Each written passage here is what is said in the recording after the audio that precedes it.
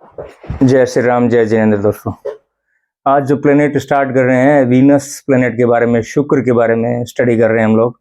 शुक्र का 12 भावों में प्रभाव और शुक्र के बारे में थोड़ी इंपॉर्टेंट जानकारी जो मैंने लगभग मेरे को 3 से 4 दिन लगे हैं नोट्स बनाने में। तो शुक्र के बारे में जानना का प्रयास कर रहे हैं कि 12 भावों में शुक्र आपके लाइफ में कैसे प्रभाव डालते हैं, किस तरह से इफेक्ट शुक्र का आता है 12 भावों में।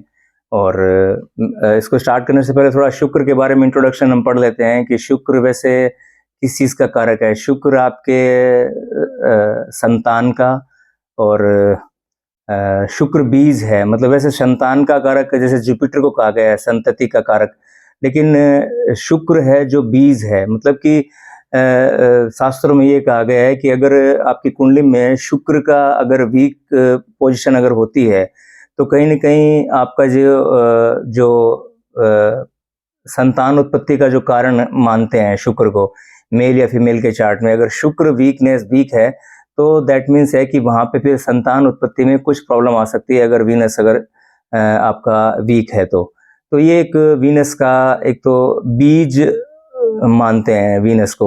मेन चीज शुक्र की वो है, बशर्ते चाहे आपके कुंडली में जुपिटर अगर स्ट्रांग है या तो भी फर्क नहीं पड़ता, लेकिन अगर वीनस अगर एफ्लिक्शन में आ गया या वीनस बहुत वीक आ गया तो फिर उस केस में फिर आपको थोड़ा संतान में थोड़ा सा प्रॉब्लम हो सकता है। उस केस में फिर वीनस का रेमेडी या वीनस को स्ट्रांग करने के उपाय फिर करने पड़ते हैं। सेकंड है वीनस आपका वेल्थ है, वीनस वेल्थ को रिप्रेजेंट करता है। एक वीनस आपकी रिलेशनशिप को भी शो करता है।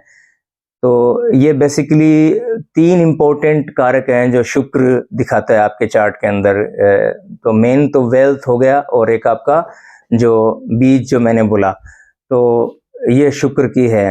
वैसे शुक्राचार्य बोलते हैं दैत्य गुरु को, दैत्य गुरु हैं शुक्राचार्य, और जैसे जुपिटर देव गुरु हैं वैसे ही जो शुक्र हैं वो देवों के गुरु हैं, शुक्राचार्य बोलते हैं, जो कि आपके ये आते हैं भृगु, इनकी जो वंशावली है वो भृगु वंशावली से ये बिलोंग करते हैं। और जो भृगु हैं वो थे ब्रह्मा जी के मनसपुत्रों में से। तो ये भी कहीं न कहीं एक स्पिरिचुअलिटी या आध्यात्मिकता में भी शुक्र का रोल रहता है कि हम ये नहीं कह सकते कि पूरा मेटलिस्टिक प्लेनेट है, ऐसा भी नहीं है, स्पिरिचुअल प्लेनेट भी है। इसका रीजन ये है कि हम इसको देखें, अगर कालपुरुष की कुंडली अगर हम स्टडी करना चाहते हैं तो जैसे सेकंड भाव में टॉरस आपका वृषभ राशि आती है और 12वें घर में आती है आपकी मीन राशि।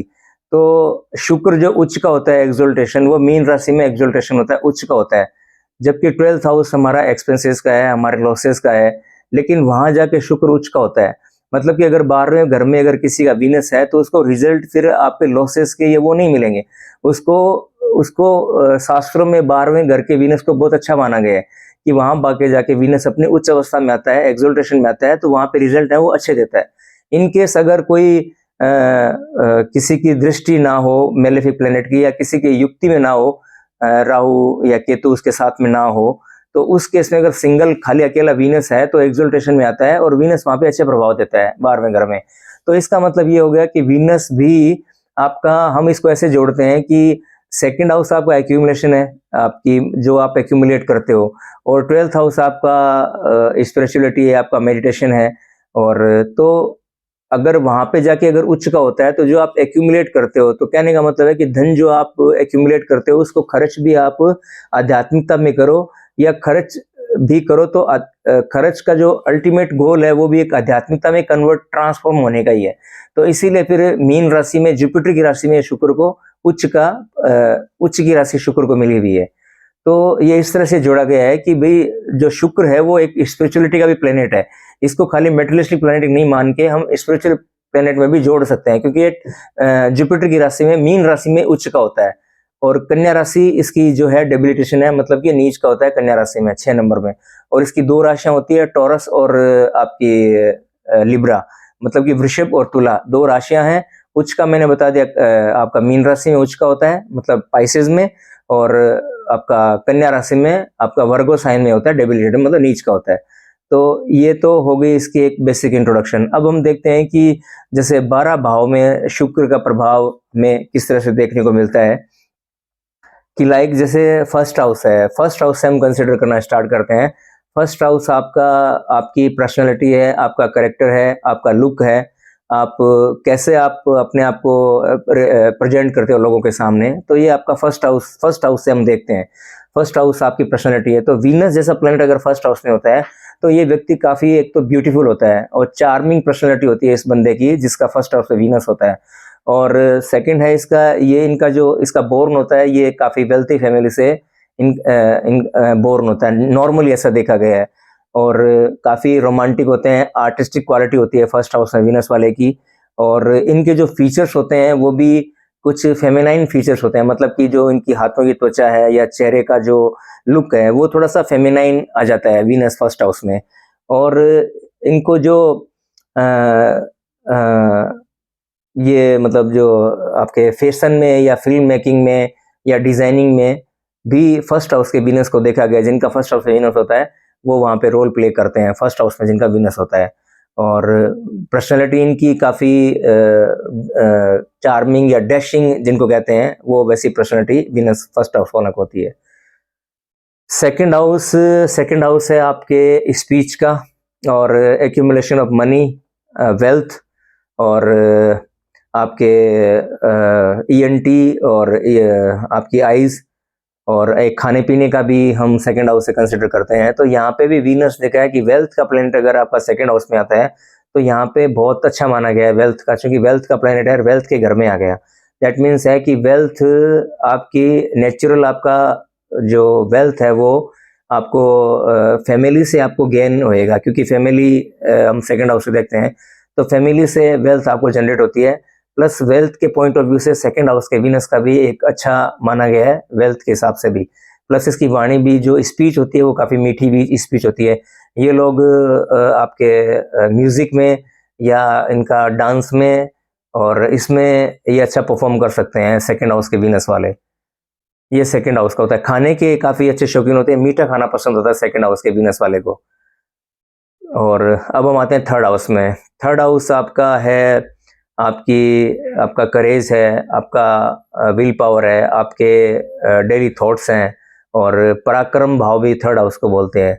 तो थर्ड हाउस में जो वीनस है, डिसीजन मेकिंग भी है थर्ड हाउस। और तो थर्ड हाउस में एक देखा गया वीनस का कि सॉफ्ट प्लेनेट है थर्ड हाउस। वैसे तो थर्ड हाउस में जो ये प्लेनेट जो है आपके जो 3, 6, 10, 11, ये जो 4 घर हैं, ये 4 ग्रह शास्त्रों में इनको पीछे भाव कहा गया। यहाँ पे नेगेटिव प्लेनेट अच्छा रोल प्ले करते हैं, सौम्य प्लेनेट थोड़ा सा कम रिजल्ट देते हैं। तो मतलब हार्ड वर्क रिजल्ट देते हैं, पर जो थर्ड हाउस का जो वीनस है वो बंदे को थोड़ा हार्ड वर्क कम करवाता है। मतलब उसका लक बहुत फेवर करता है, क्योंकि उसका जो 7th एस्पेक्ट है वो नाइन्थ नाइन्थ जो उसका 7वां एस्पेक्ट है वो 9th हाउस पे जा रहा है। तो इसका मतलब लक उसका बहुत फेवर करता है। मतलब उसको गेन कैसे भी करके उसको गेन मिलता रहेगा उस बंदे को जिसका थर्ड हाउस में। कम्युनिकेशन स्किल उसकी बहुत अच्छी होगी, गाने का शौक होएगा, और अगर वो म्यूजिक में या इसमें जाना चाहे तो वो अच्छा परफॉर्म कर सकता है, उसकी स्पीच बहुत अच्छी होएगी। और प्लस अगर सिंगिंग में जाना चाहे तो थर्ड हाउस का वीनस और सेकंड हाउस का वीनस, ये दोनों सिंगिंग में अच्छा परफॉर्म कर सकते हैं अगर ये करना चाहें तो, सेकंड हाउस और थर्ड हाउस वाले के लिए। फिर फोर्थ हाउस में आते हैं। फोर्थ हाउस आपका है, मदर का है, आपकी लग्जरी है, आपके व्हीकल्स हैं, और ये फोर्थ हाउस आपका रिप्रेजेंट करता है। तो यहाँ पे भी वीनस फोर्थ हाउस का भी एक बहुत लग्जरी लाइफ देता है, कंफर्ट देता है, व्हीकल्स आपको देता है। व्हीकल्स क्या बहुत अच्छे, मतलब आपको व्हीकल्स बहुत पसंद आते हैं और आप अच्छी नई नई गाड़ियाँ भी परचेज भी करते हो। प्लस आपको एक परख होती है कि तुरंत जज करने की कौन सी गाड़ी सही है कौन सी नहीं है, ये वीनस फोर्थ हाउस में क्वालिटी आ जाती है। तो और मदर के साथ भी रिलेशन आपके अच्छे रहते हैं फोर्थ हाउस में। और ये फोर्थ हाउस के बेसिकली करेक्टर है। यहाँ भी फोर्थ हाउस में वीनस अच्छा माना गया। नेक्स्ट आते हैं हम फिफ्थ हाउस में। फिफ्थ हाउस है आपका क्रिएटिविटी का, आपके इंटेलिजेंस का, आपके बच्चों का, और आपके लव अफेयर का, और आपके थॉट्स और शेयर बाजार, स्टॉक, ये सब हम फिफ्थ हाउस से देखते हैं। तो फिफ्थ हाउस में होता है, तो फिफ्थ हाउस में अगर वीनस होता है तो यहाँ भी वीनस, फिफ्थ हाउस में वीनस अच्छा माना गया है। फिफ्थ हाउस के वीनस वाले बॉलीवुड में अच्छा परफॉर्म करते हैं, क्रिएटिविटी होती है उनके पास, और डांसिंग, म्यूजिक, और ये सब बहुत मतलब अच्छे तरीके से कर सकते हैं। फिफ्थ हाउस में और फर्स्ट हाउस में वीनस मैंने देखा है ये जो स्टेज पे काफ़ी अच्छा परफॉर्म कर सकते हैं, जो 5th हाउस में वीनस होता है। तो अच्छे एक्टर बन सकते हैं, अच्छे सिंगर या अच्छे परफॉर्मर, डांसर, ये सब 5th हाउस में वीनस दे देता है। नेक्स्ट हम आते हैं 6th हाउस में। 6th हाउस चूंकि ये आपका डेबिलिटेड साइन है वीनस का, तो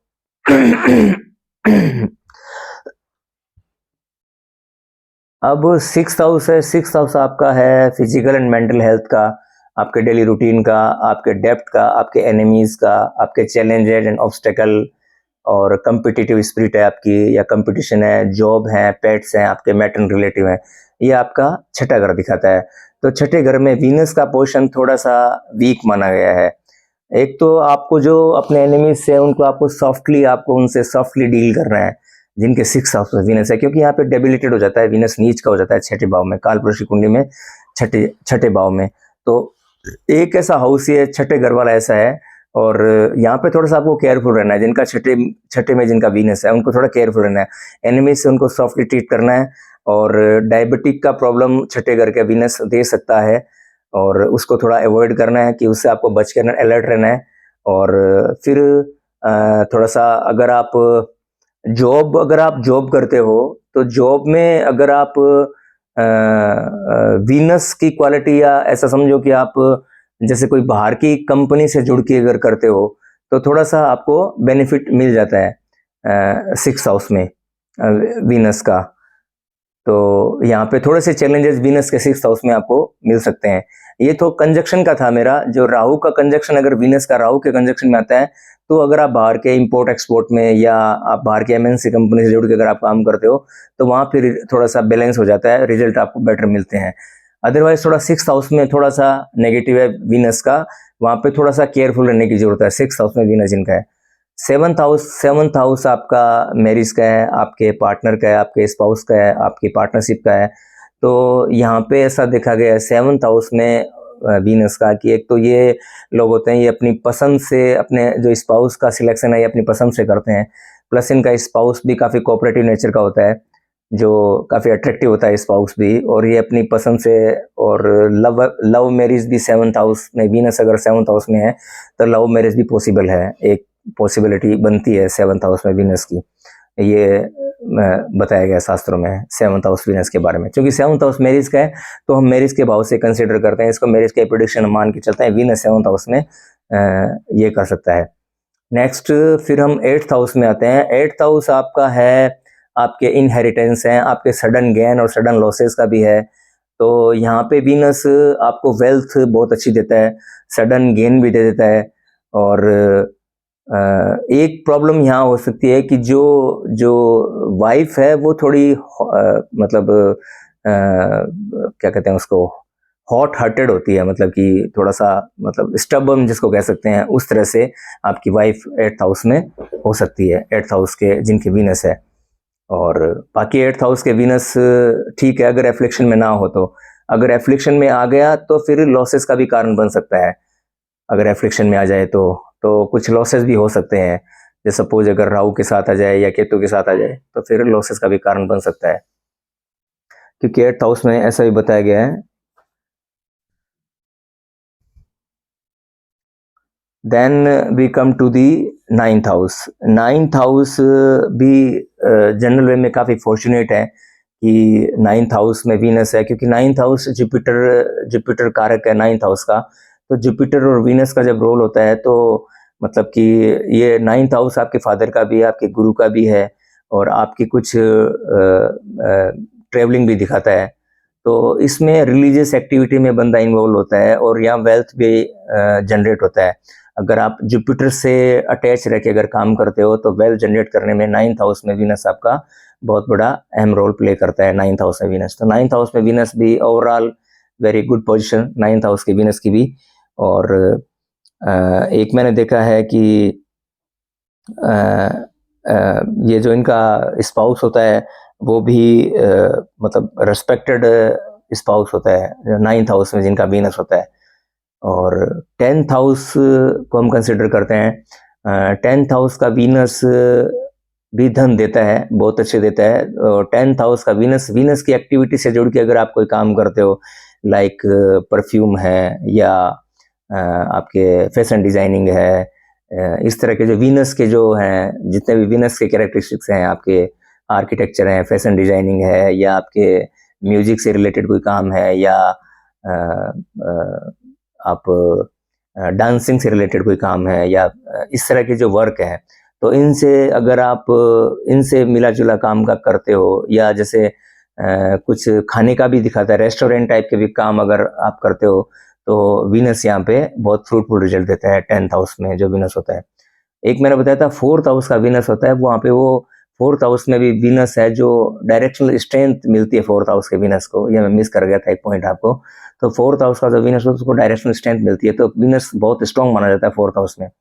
10th हाउस का मैंने बता दिया। 10th हाउस में वीनस के अगर हम जो वीनस की टेरिटरी है, जो वीनस के जो जितने भी कैरेक्टरिस्टिक्स हैं, वीनस बेसिकली ब्यूटी को दिखाता है। तो ब्यूटी कॉस्मेटिक आइटम हो गए आपके, है ना, जितने भी कॉस्मेटिक आइटम है।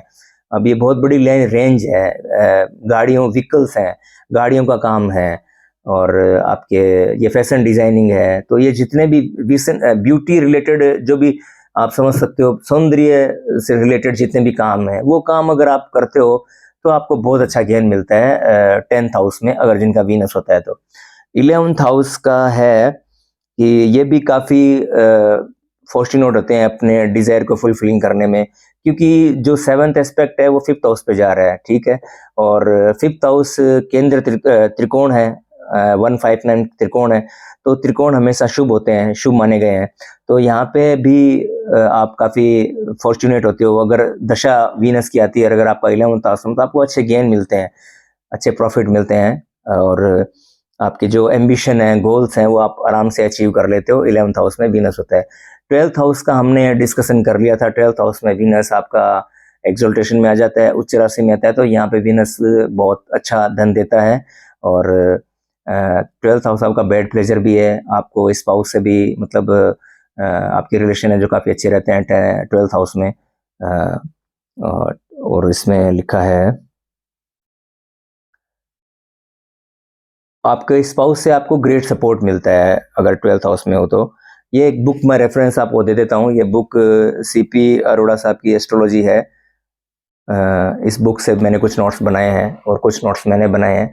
अगर आपको चाहिए तो मैं आपको पीडीएफ दे सकता हूँ नोट्स के। कुछ मेरे नोट्स 3-4 दिन लगे हैं मेरे को नोट्स बनाने में। तो ये मैंने पूरा वीनस पे एक स्टडी किया है।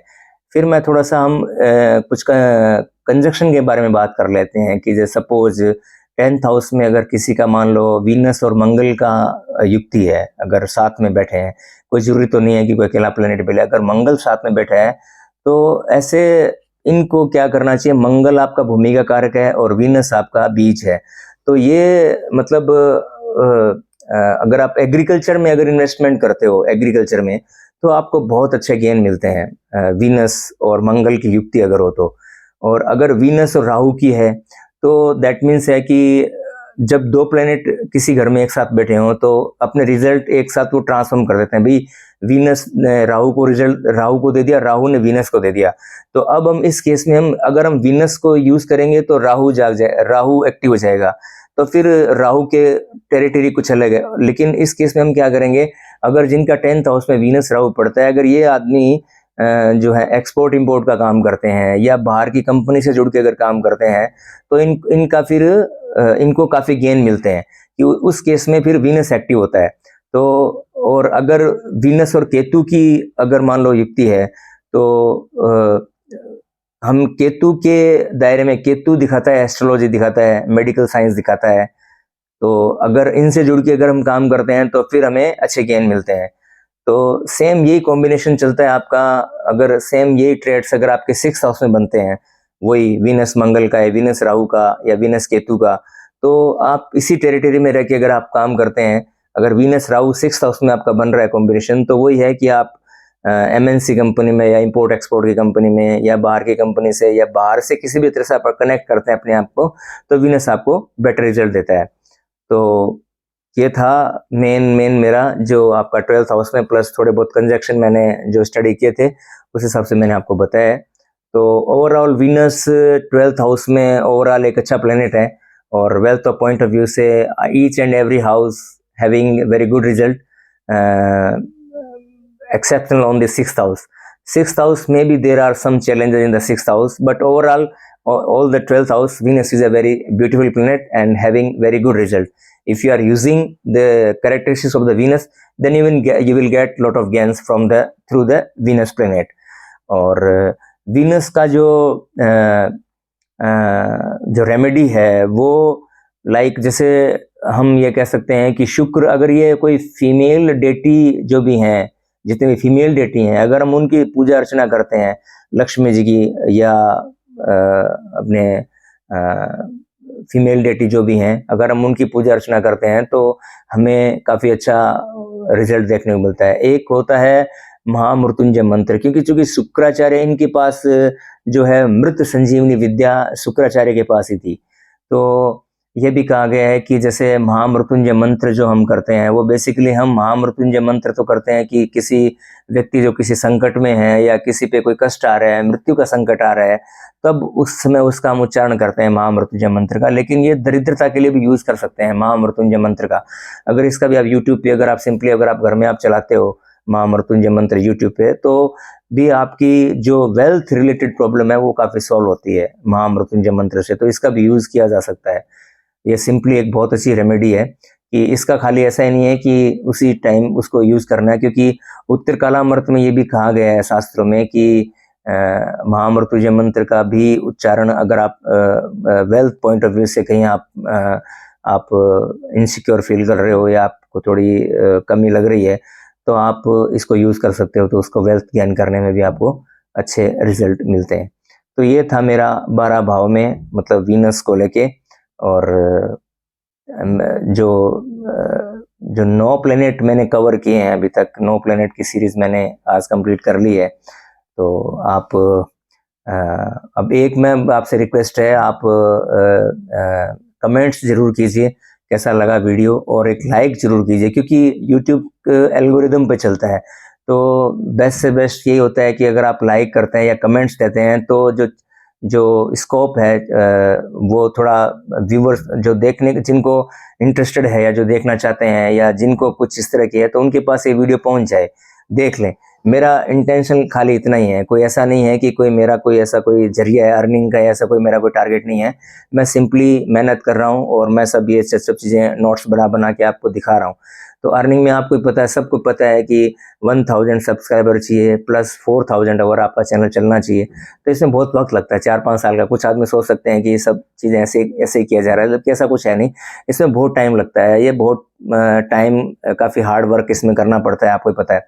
तो मेरा आपसे रिक्वेस्ट है कि आप लाइक जरूर करें, क्योंकि लाइक हो सकता है कि आपको लाइक ये जानकारी ना मिले कि आप लाइक करें, लेकिन हो सकता है किसी और को ये वीडियो ठीक लग जाए, तो उस केस में आपका ये रिस्पॉन्सिबिलिटी बनता है कि आपसे मेरा रिक्वेस्ट है कि आप इसको लाइक जरूर कीजिए और कमेंट जरूर कीजिए कि आपको कैसा लगा, कैसा इन्फॉर्मेशन लगा, कुछ गलतियां, कुछ मिस्टेक या बोलने में कुछ नोट्स की मैंने हेल्प ली है, तो ये सब करके मैंने ये वीडियो आप तक मैंने पहुंचाया है।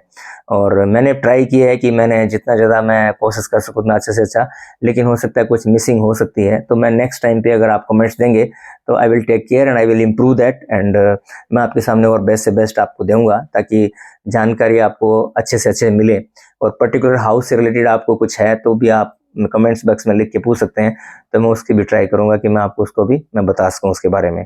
और बाकी मैंने ये सीपी अरोड़ा साहब की एक बुक है, इंग्लिश वर्जन है, ये learn think and predict through astrology, ये काफ़ी अच्छी बुक है। इसमें काफ़ी अच्छे से एक्सप्लेन किया गया है, इसमें बेसिकली छोटे छोटे समराइज किया हुआ है, लेकिन मैंने काफ़ी बुक्स पढ़ी है और आपके बृहद होराशास्त्र शास्त्र भी पढ़ा है मैंने, उसको भी मैंने पढ़ा है, प्लस मेरे कुछ नोट्स भी मैंने बनाए हैं, तो उसको देख के मैंने ये आपके सामने ये वीडियो मैंने पहुंचाया है। तो overall thank you so much, आपने जितने भी आपने आप मेरे वीडियो को देख रहे हैं उनको सबका आप मेरा बहुत बहुत तहे दिल से धन्यवाद कि आपने इतना टाइम दिया, आपने इतना टाइम देखा। तो नेक्स्ट फिर मिलते हैं कुछ नए वीडियो के साथ, या कोई आपका क्यूरियोसिटी है, आपको कुछ अगर जानना है या कुछ आपकी ऐसी कोई स्पेसिफिक डिमांड है, तो आप कमेंट्स बॉक्स में मेरे को लिख सकते हैं। अच्छा, कमेंट बॉक्स का एक सबसे बेनिफिट होता है ना, अच्छा लगता है पढ़ने में बहुत ही, वो चाहे नेगेटिव भी हो तो भी अच्छा लगता है ये एक चीज़ मैंने भी ऑब्जर्व किया है कि मैं भी बहुत सारे लोगों के चैनल देखता हूँ, काफ़ी देखता हूँ, तो कमेंट्स बॉक्स में पढ़ने से आदमी कॉन्फिडेंस जनरेट होता है कि हाँ यार, कुछ हमने काम किया है और उसके बजाय हमें कुछ कोई है जो हमें देख के समझ रहा है या कुछ चीज़ हमें बता रहा है या हमें सुधारने की भी ट्राई कर रहा है, क्योंकि देखो हर आदमी कंप्लीट नहीं है, कुछ ना कुछ कमियां रह ही जाती है।